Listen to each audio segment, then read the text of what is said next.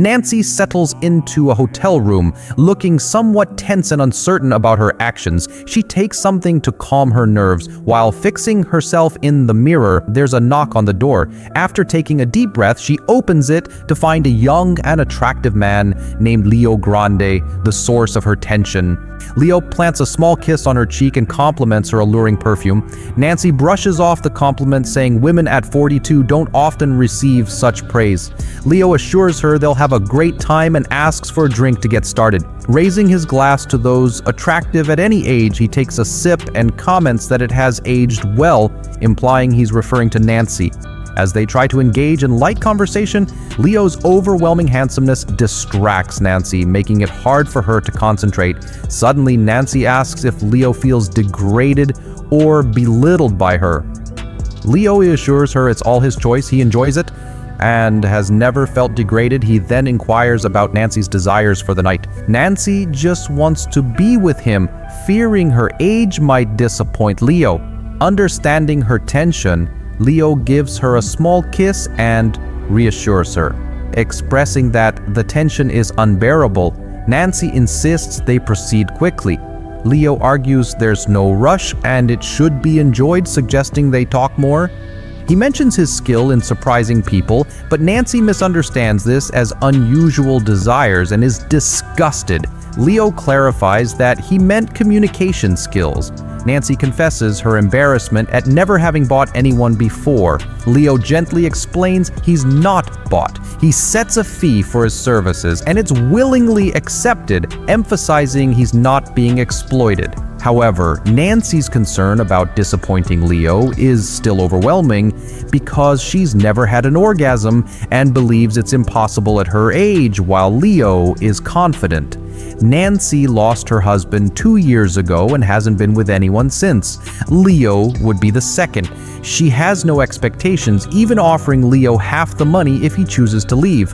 Leo refuses, thinking she'd be betraying her late husband. Nancy feels she made a big mistake and is conflicted since she used to be an elementary school religious teacher. Leo continues to reassure her, suggesting it's time to go to bed. A sweet kiss on the neck makes Nancy feel better. Suddenly, Nancy stops and says she could bring legal blue pills. Leo doesn't need them. Nancy insists, stating that Leo should not feel obligated to be with someone he dislikes. Leo counters that there's always something to appreciate. Upon discovering that Leo's eldest partner was 82, Nancy feels somewhat reassured and inquires about ways to please him. Leo praises her lips and neckline and attempts to ease her discomfort. Just as he leans in for a kiss, Nancy hastily excuses herself to the restroom to change. Meanwhile, Leo prepares himself, and Nancy's anxiety is palpable. Leo sips a drink and enjoys a chocolate bar while he waits. Eventually, Nancy musters the courage to change. Leo compliments her stunning appearance and moves to kiss her, but Nancy pulls away, complaining about the chocolate's aroma. After Leo freshens up, Nancy decides against proceeding, offers to pay in full, and suggests Leo leave. Leo, realizing the issue isn't the chocolate, persuades her to reconsider, especially considering her prolonged contemplation, and ultimately she agrees. Nancy queries Leo about his mother's opinion of his profession, which he's reluctant to discuss. When pressed, Leo fabricates a story about working on an oil platform to change the subject, triggering laughter from Nancy. She then becomes more conversational, discussing her children's monotony and the tediousness of her teaching career, seemingly forgetting their initial purpose in the room. The conversation dulls, and Leo inquires about her husband's actions in similar scenarios. Nancy explains that her husband simply goes to bed naked, and for 31 years, their relationship has remained mundane without any experimentation, ending with him falling into a deep sleep. Leo is taken aback by her revelations and looks at her sympathetically. Nancy has always harbored diverse desires, which her husband has stifled, deeming them improper. Tearfully, Nancy reminisces about a vacation in Turkey during her youth. There, She encountered a captivating young man, and his touch was the most thrilling experience she had ever had. She had to return home the following day, and the regret of not extending her stay in Turkey has haunted her ever since. Leo passionately kisses her, leading to an unforgettable evening. They reconvene in the same room days later. Leo expresses his delight at having satisfied Nancy previously. Having researched various experiences she's missed out on, Nancy is eager to explore them with Leo, requesting repeats and other unconventional activities.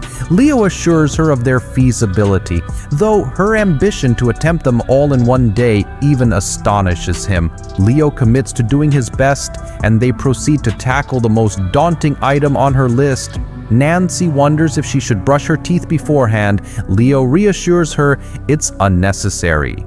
The phone interrupts them, and after Nancy speaks with her daughter, she returns, visibly tense. Leo encourages her to relax and go with the flow, and they dance. Nancy vents about her husband's restrictiveness and finally declares her readiness for new experiences. Leo massages her, and she asks him to remove his shirt. His youthful, toned appearance mesmerizes Nancy, but feeling overwhelmed, she requests he cover up again. She admits to feeling insecure about her looks, but Leo convinces her of her beauty. He suggests a role-playing scenario, which unexpectedly upsets her. Nancy abruptly demands Leo finish his job. Hurt, Leo shifts from conversational to professional. Nancy breaks down, feeling degraded. Leo gently proposes that his presence might be more for conversation, recognizing that everyone's needs vary.